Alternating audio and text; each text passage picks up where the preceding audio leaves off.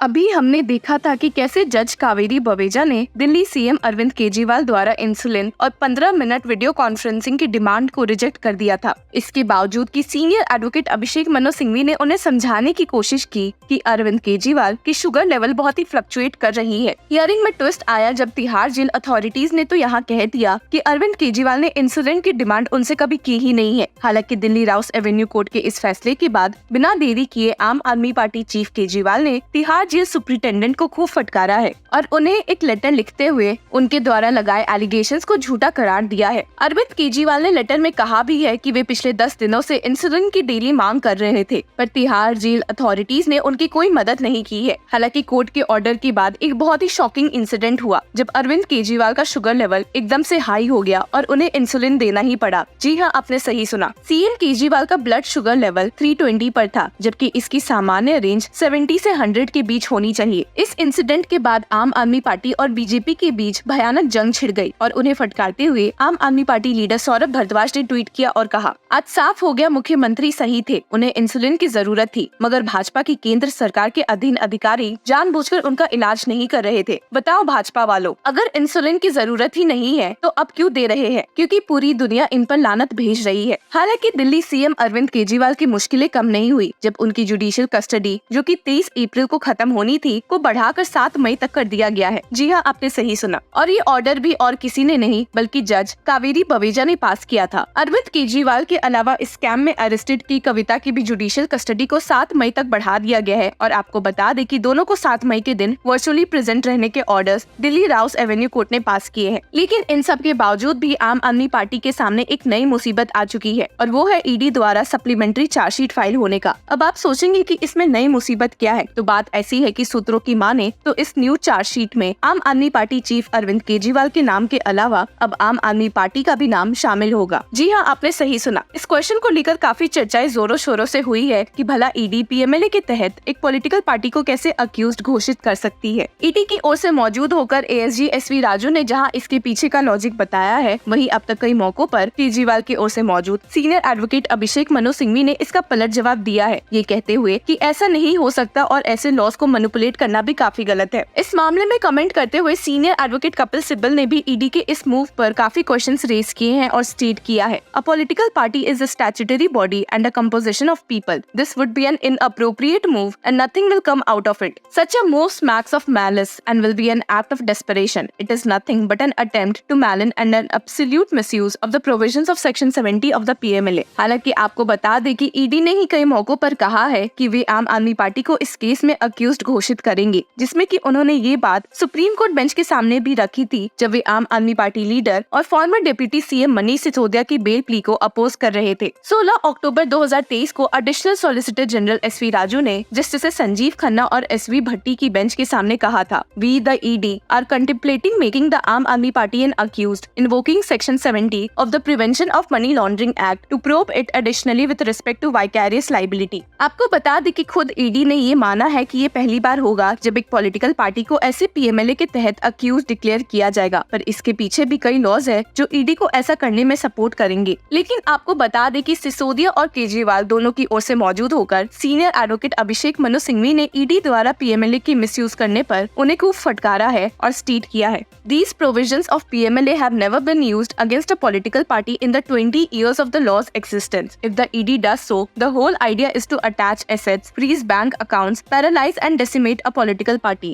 It will be unprecedented for democracy, and in the history of the Income Tax and PMLA Acts, it will show that political activity can be emasculated on the ground of alleged financial violations and strategically invoked during elections. अब चलिए एक नजर उस section पर डालते हैं जिसका इस्तेमाल करते हुए ईडी एक पॉलिटिकल पार्टी को पीएमएलए के तहत अक्यूज कर सकती है। तो यहाँ बात हो रही है section 70 of the stringent prevention of money laundering act deals with offences by companies. अब आप सोच भी रहे होंगे कि इस सेक्शन में तो कंपनी की बात है और ना ही पॉलिटिकल पार्टी की, तो भला ऐसे कैसे हो सकता है कि इस सेक्शन के तहत एक पॉलिटिकल पार्टी अक्यूज हो। हालांकि इसी बात को ईडी की ओर से मौजूद एएसजी एसवी राजू ने जस्टिस स्वर्णकांत शर्मा के सामने दिल्ली हाईकोर्ट में समझाया था, जब वहाँ अरविंद केजरीवाल केजरीवाल की उस प्ली की सुनवाई चल रही थी जिसमें उन्होंने ईडी द्वारा अरेस्ट और रिमांड को चैलेंज किया था। एएसजी एसवी राजू ने समझाते हुए कहा था, under this a company means any corporate body and includes a firm or other association of individuals. The phrase association of individuals can include a political party. A party according to section 29A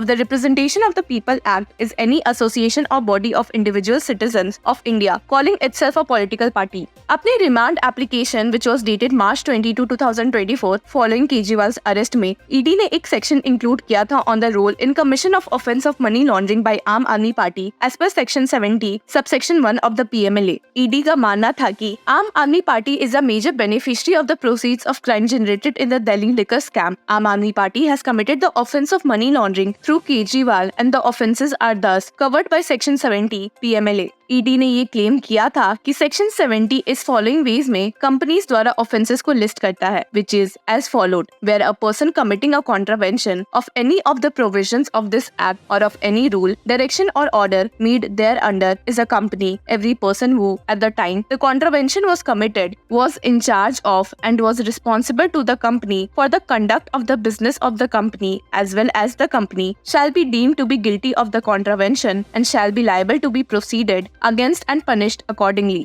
और इसी वे में इसको conduct करते हुए ED ने आम Aadmi party को PMLA के तहत अक्यूज्ड घोषित करने का सोचा है, जिसके बारे में they have stated as per definition under section 2 subsection F of the representation of people act 1951 a political party is defined as association or body of individual citizens of India registered with the election commission of India. The Aam Aadmi Party is a political party comprising of association of individuals registered under Section 29A of Representation of People's Act 1951. Since Aam Aadmi Party is also an association of individuals, it will fall within the definition of company as contemplated under Section 70 of PMLA। हालांकि senior advocate Singhvi ने इस बात को बहुत ही फटकारा था justice Swarnkant Sharma के सामने और स्टेट किया था, Section 70 is a misplaced argument. There is knowledge. You can't just pick up 70 and apply for it. Please see the provision. Singhvi ने ऐड करते हुए कहा भी था, There is clear vicarious liability. Please don't allow it to happen. Section 70 cannot arise at all. It is specifically for companies. When Aam Aadmi Party is registered under Representation of People's Act, then different statute can't be subsumed in the heading of company under PMLA।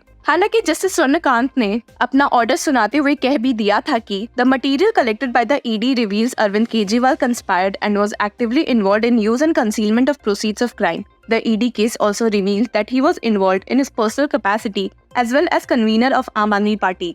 तो अब देखते हैं कि कब जाकर आम Aadmi party की मुश्किलें बढ़ सकती है। Till then keep following law चक्रा।